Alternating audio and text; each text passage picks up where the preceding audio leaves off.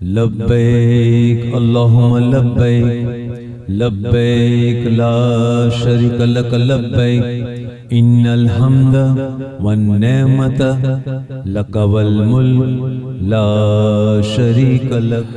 بسم اللہ الرحمن الرحیم۔ اللہم صلی علی محمد وعلی آل محمد کما صلیت علی ابراہیم وعلی آل ابراہیم انک حمید مجید۔ زمزم کا چشمہ بند ہو جانا یہ بھی ایک عجیب واقعہ ہے۔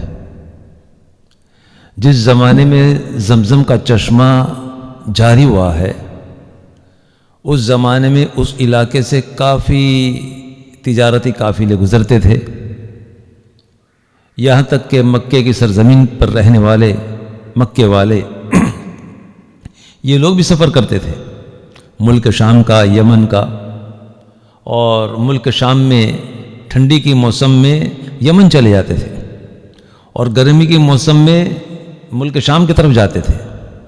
یہ اس لیے کہ ملک شام ٹھنڈا ملک ہے، وہاں پر جب گرمی کی موسم میں پہنچتے تو کلائمیٹ ان کو ٹیمپریٹ کلائمیٹ ملتی تھی، اور پھر جب یمن کی طرف جاتے تو ٹھنڈی کی موسم میں، وہ گرم ملک یمن، تو ٹھنڈی کی موسم میں جب یمن پہنچتے تو وہاں پر بھی ان کو ٹیمپریٹ کلائمیٹ ملتی، یعنی سفر کرنے کے لیے، تجارتی کاروبار کرنے کے لیے اور قافلوں کو گزارنے کے لیے ان کو کوئی دقت نہیں ہوتی تھی۔ تو عرض میں کر رہا تھا کہ جس زمانے میں زمزم کا چشمہ وہاں پر جاری ہوا تو وہاں سے کافی لوگ گزرتے تھے۔ ایک دن بنو جرم کے قبیلے والے وہاں سے گزرے، پانی کی ضرورت تھی، ان کو پانی کی قلت تھی، پانی کی تلاش تھی۔ راستے میں تلاش کرتے کرتے جب یہاں سے گزرے ہیں تو دیکھا کہ آسمان کی طرف کچھ پنچھی اڑ رہے ہیں۔ بنو جرم کے قبیلے والوں نے جب دیکھا کہ آسمان پر پنچھی اڑ رہے ہیں تو احساس ہوا کہ ہو نہ ہو کہیں نہ کہیں یہاں پر پانی ہے۔ پانی کی تلاش میں نکلے، تلاش کرتے کرتے جب چشمے پر پہنچے، زمزم کے چشمے پر پہنچے ہیں تو دیکھا تو ماں حاجرہ وہاں پر موجود ہے، ایک پاکیزہ عورت وہاں پر موجود ہے۔ انہوں نے اجازت چاہی کہ کیا ہم یہاں سے پانی لے سکتے ہیں؟ تو ماں حاجرہ نے اجازت دی کہ ہاں پانی تم لے سکتے ہو، لیکن ساتھ میں ٹم رکھا کہ دیکھو تم پانی لے سکتے ہو لیکن تمہاری ملکت نہیں ہوگی، تمہارا کوئی حق نہیں ہوگا، اس پر کسی قسم کا آپ کا حق نہیں ہوگا۔ تو ان لوگوں نے کہا کہ نہیں نہیں، ہمیں کوئی حق نہیں چاہیے، ہم کو تو صرف پانی چاہیے۔ پھر وہاں سے بنو جرہم کے جو لوگ تھے انہوں نے پانی لیا، اپنی مشقیں بھر لی، خود سیراب ہوئے، جانوروں کو سیراب کیا۔ پھر ماں سے یہ بھی اجازت چاہیے کہ کیا کچھ دیر کے لیے ہم یہاں پر ٹھہر سکتے ہیں آرام کے لیے؟ تو ماں نے یہ بھی اجازت دے دی۔ پھر بنو جرہم کے قبیلے والے جب وہاں سے جب نکلے ہیں تو موقع دیکھ کر انہوں نے یہ بھی اجازت چاہ لی کہ بھائی کہیں اگر ہم یہاں پر بسنے چاہتے ہیں تو یہاں پر بس سکتے ہیں۔ تو ماں نے یہ بھی اجازت دے دی کہ ہاں ٹھیک ہے، یہاں پر آپ بس سکتے ہو۔ اب اللہ کے فضل سے بنو جرہم کے قبیلے والے وہاں پر بسنے لگے۔ اللہ کی عجیب شان ہے کہ اللہ تعالیٰ نے ہر قسم کے وہاں پر انتظام کر دیے۔ پانی کی ضرورت تھی، اللہ تعالیٰ نے پانی کا انتظام کر دیا۔ کھانے پینے کی ضرورت تھی، اللہ تعالیٰ نے کھانے پینے کے انتظام کر دیے۔ بستی کی ضرورت تھی، اللہ تعالیٰ نے لوگوں کو بسا دیا۔ اب کوئی دقت نہیں ہے۔ اب یہاں پر حضرت اسماعیل علیہ السلام اپنی زندگی کے دن گزار رہے ہیں۔ ماں حاجرہ کی جب وفات ہوئی تو ماں حاجرہ کو بھی وہیں حرم کے قریب، زمزم کے چشمے کے قریب ہی ان کو مدفن کیے گئے۔ اب یہاں پر جب حضرت اسماعیل علیہ السلام جب جوانی پر پہنچے ہیں تو بنو جرہم کے قبیلے کے ایک سردار تھے، بڑے سردار، جن کا نام تھا مداد کی بیٹی یعنی ان کی لڑکی سے حضرت اسماعیل علیہ السلام کی شادی ہوئی۔ اللہ تعالیٰ نے ان کو اولاد بھی عطا فرمائی، 12 اللہ نے اولاد عطا فرمائی، 12 لڑکے۔ بڑے لڑکے کا نام ہے نابت۔ اب یہاں پر حضرت اسماعیل علیہ السلام جب جوانی پر پہنچے ہیں تو خانہ کعبہ کے متولی بھی بنے اور زمزم کی باغ ڈور بھی ان کے ہاتھ میں رہی۔ اب یہ سلسلہ چلتے رہا، لیکن حضرت اسماعیل علیہ السلام کی وفات جب 136 سال پر ہوئی، 136 سال پر ہوئی تو ان کو بھی جہاں پر ان کی ماں کو مدفن کیا گیا تھا وہیں پر ان کی آغوش میں حضرت اسماعیل علیہ السلام کو بھی مدفن کیے گئے۔ جب حضرت اسماعیل علیہ السلام کی وفات ہوئی تو بڑے بیٹے نابت وہ متولی بنے خانہ کعبہ کے، زمزم کی باغ ڈور ان کے ہاتھ میں آ گئی۔ پھر ایک عرصے کے بعد میں جب ان کی بھی وفات ہوئی تو مداد بنے خانہ کعبہ کے متولی۔ مداد حضرت نابد کے نانا جان اور حضرت اسماعیل علیہ السلام کے سسر، یہ متولی بنے۔ اب یہاں پر بنو جرم کے ہاتھ میں کاروبار سارا بنو جرم کے ہاتھ میں آ گیا۔ بنو جرم کے لوگ وہاں پر بڑھنے بھی لگے۔ جب ان کی تعداد جب بڑھنے لگی اور وہ تعداد میں جب بڑھ گئے تو اب لوگوں پر زیادتی کرنے لگے بنو جرم کے لوگ۔ تو جس زمانے میں یہ لوگوں نے زیادتی شروع کر دی تو اس زمانے میں بنو خزاعہ کے لوگ بھی کافی لوگ وہاں پر قبیلے والے موجود تھے۔ انہوں نے جب دیکھا کہ یہ تو آئے تو یمن سے، لیکن اب یہاں پر جب تعداد بڑھ گئی ہے تو ہم سے یہ زیادتی کرنے لگے ہیں، تو بنو خزاعہ کے لوگوں کو یہ احساس ہوا کہ یہ کچھ زیادہ زیادتی کر رہے ہیں۔ تو ان لوگوں نے کیا کیا، جتنے بھی ان کے قبیلے والے تھے سارے لوگ مل کر ایک ہو گئے اور ایک ہو کر بنو جرم کے قبیلے والوں پر ایک حملہ کر ڈالا۔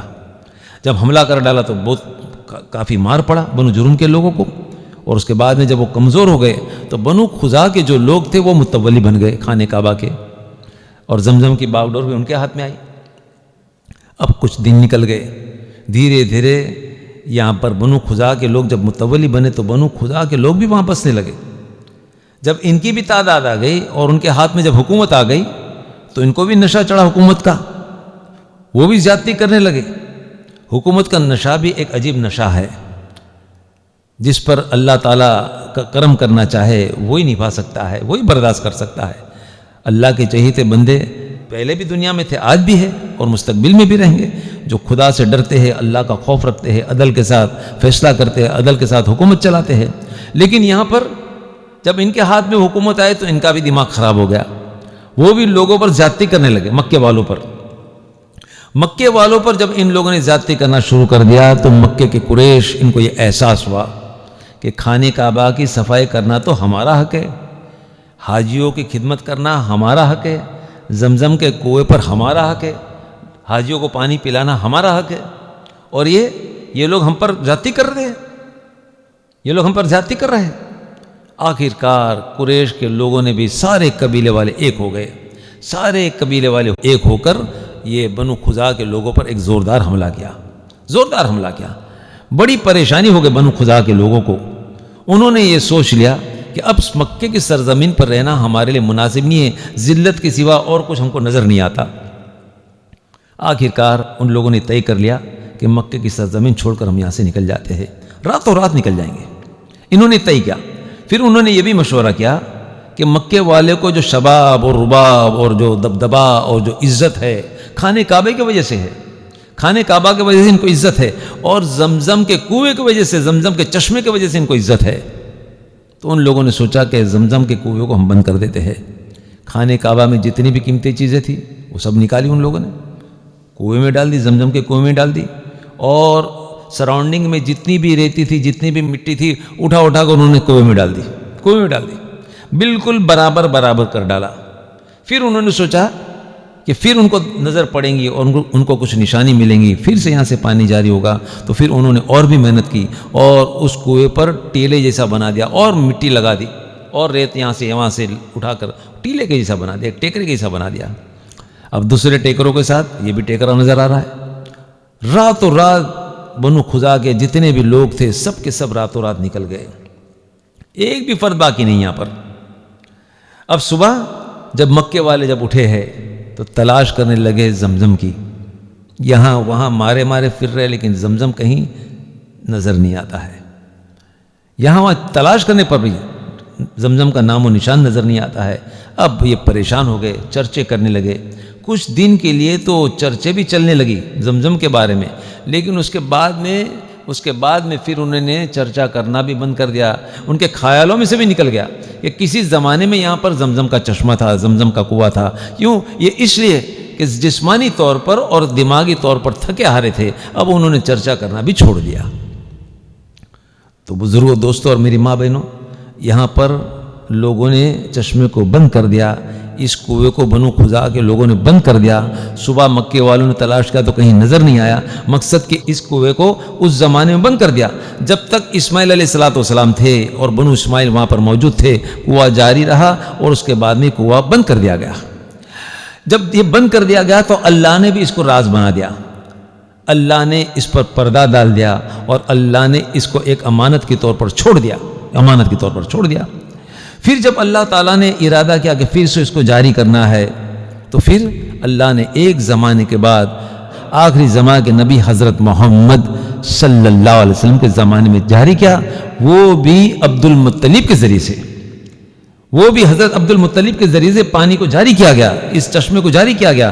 وہ بھی اللہ تعالیٰ نے ان کو چن لیا اور ان کو خواب کے ذریعے سے بشارت دی کہ یہ کنویں کو پھر سے شروع کرنا ہے، اور اللہ کے فضل سے عبد المطلب نے اس کام کو لیا اور اللہ تعالیٰ نے ان کو چن لیا اور ان کے ذریعے سے پھر سے یہ زمزم کا چشمہ جاری ہو گیا۔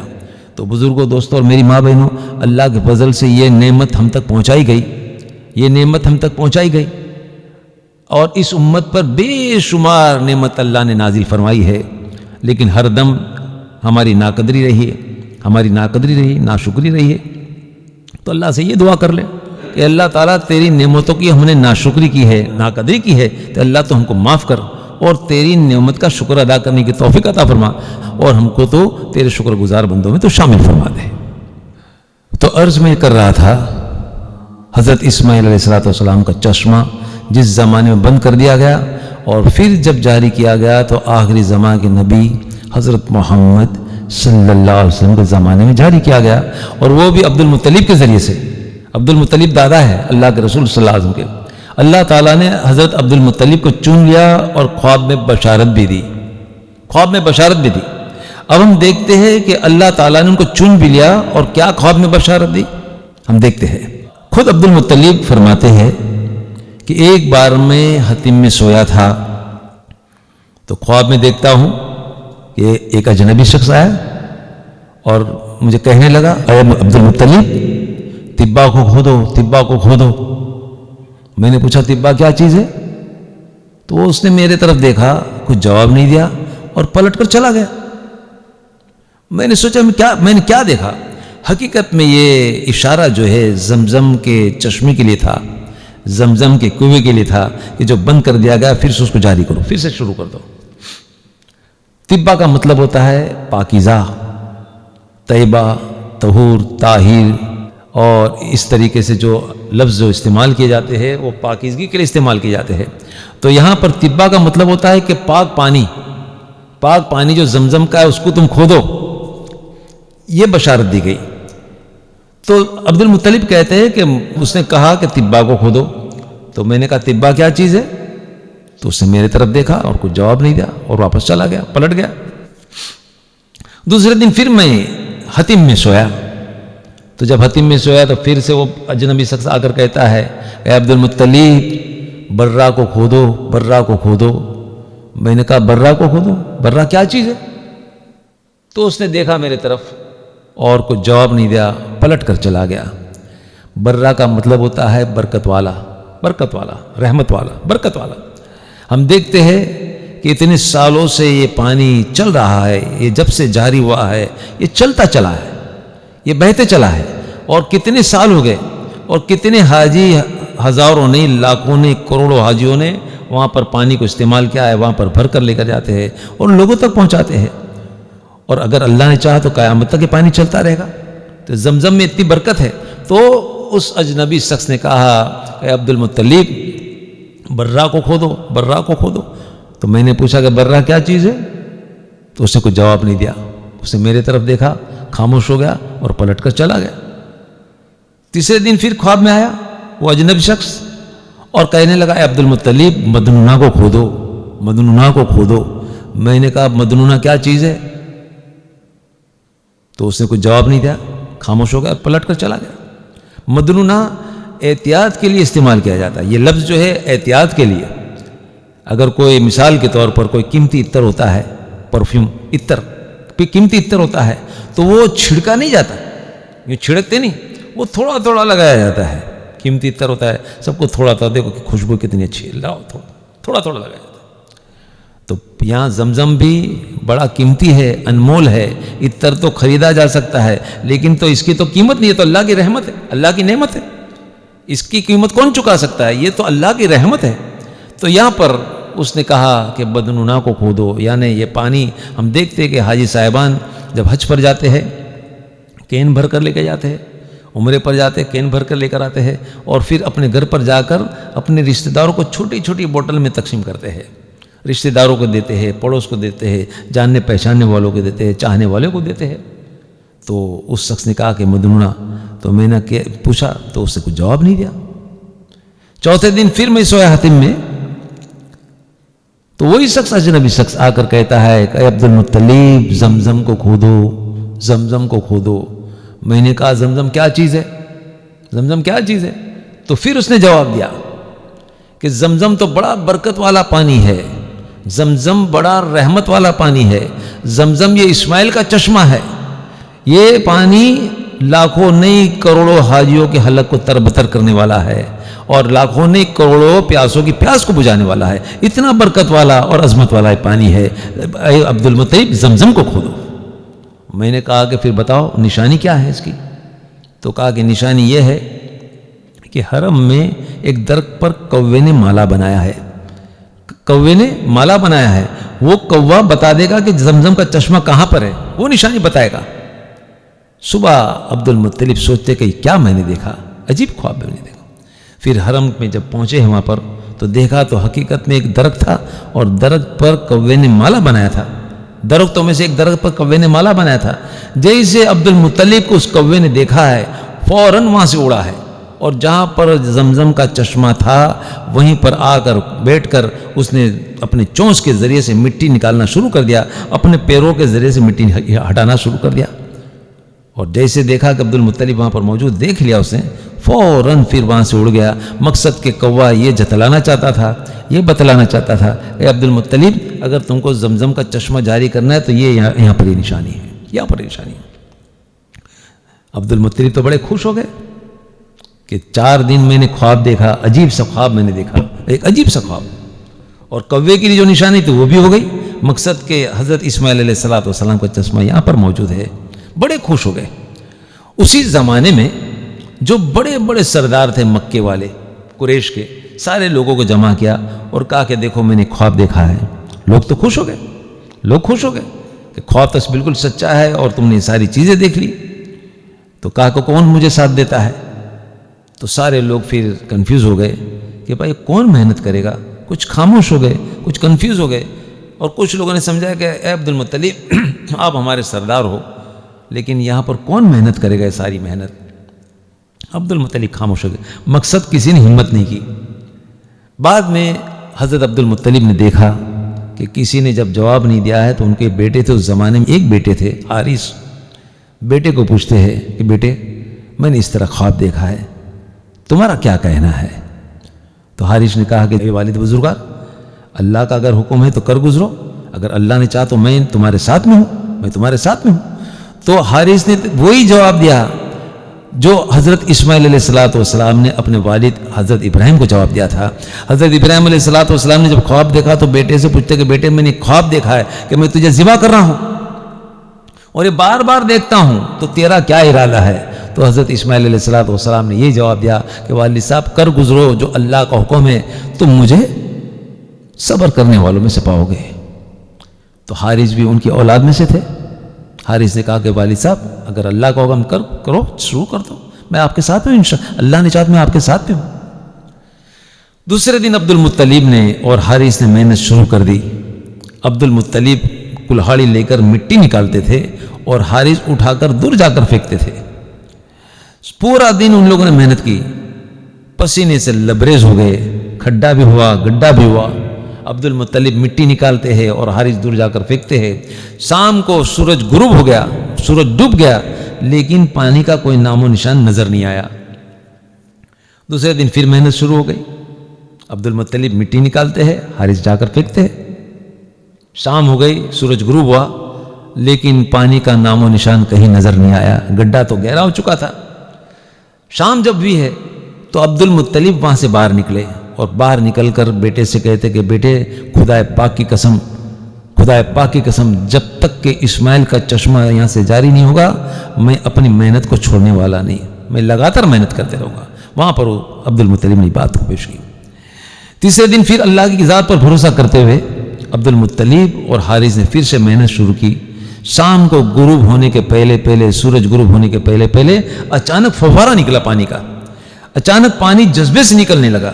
جب پانی جذبے سے نکلنے لگا تو عبد المطلب کے آنکھ میں پانی آ گئے کہ آخرکار اللہ تعالیٰ نے میری محنت کو دیکھ لی اور اللہ نے میری محنت پر کرم کر دیا اور اللہ نے مجھ کو کامیاب کر دیا۔ سب سے پہلے تو یہ زبان سے نکلا اللہ اکبر، آنکھوں میں پانی تھے، اللہ اکبر اللہ اکبر، اور ان کی زبان سے نکلا کہ بے شک یہ اسماعیل کا چشمہ ہے، اسماعیل کا چشمہ ہے۔ تو بزرگوں، دوستوں اور میری ماں بہنوں، اللہ کے فضل سے جس زمانے میں اس چشمے کو بند کر دیا گیا اور پھر سے جب جاری کیا تو اللہ تعالیٰ نے آخری زمان کے نبی حضرت محمد صلی اللہ علیہ وسلم زمانے میں جاری کیا، وہ بھی اللہ کے رسول صلی اللہ علیہ وسلم کے دادا کے ذریعے سے، عبد المطلب کے ذریعے سے، جو بنو اسماعیل سے تھے، اور اللہ نے ان کو بشارت دی خواب میں اور اللہ نے چن لیا۔ مقصد کہ یہ پانی پھر سے جاری کیا گیا عبد المطلب کے ذریعے سے، اور یہ زمزم کا چشمہ اللہ کے رسول صلی اللہ علیہ وسلم کو سپرد کیا گیا، اور اللہ کے رسول صلی اللہ علیہ وسلم کے ذریعے سے یہ پانی ہم تک پہنچا ہے۔ بزرگوں، دوستوں اور میری ماں بہنوں، اللہ نے اس امت کے ساتھ بے شمار نعمت لگا دی ہے، بے شمار نعمت لگا دی ہے، شب قدر جیسی اور ایسی بے شمار نعمت اللہ نے ہمارے ساتھ کر دی ہے، لیکن ہر دم ہم نے ناشکری کی ہے، ہم نے ہر دم ناقدری کی ہے، ہم نے شکر گزاری کبھی نہیں کی۔ تو بس اللہ سے ہم جیسے گنہگار، نیک لوگ تو شکر گزاری کرتے ہیں اور سر سجدے میں رکھ کر، آنکھوں سے آنسو بہا کر، دل سے اور سر کو جھکا کر اللہ کا شکر ادا کرتے ہیں، لیکن ہم نے ہر دم ناشکری کی ہے۔ اس لیے اللہ کی بارگاہ میں یہ دعا کرے کہ اللہ ہم نے تیری نعمت کی ناقدری کی ہے، اس لیے تو ہم کو درگزر فرما، تیری ناشکری کرنے سے تو ہماری حفاظت فرما، تیری نعمتوں کی شکر گزاری کرنے کی توفیق عطا فرما، تیرے شکر گزار بندوں ہم کو تو شامل فرما، ہماری لرزش کو تو درگزر فرما، اور ہماری تو دنیا بھی بنا دے تو آخرت بھی بنا دے۔ وآخر دعوانا الحمدللہ رب العالمین برحمتک یا ارحم الراحمین۔ بسم اللہ الرحمن الرحیم۔ لبیک اللہم لبیک، لبیک لا شریک لک لبیک، ان الحمد والنعمت لک والملک لا شریک لک، لبیک اللہم لبیک۔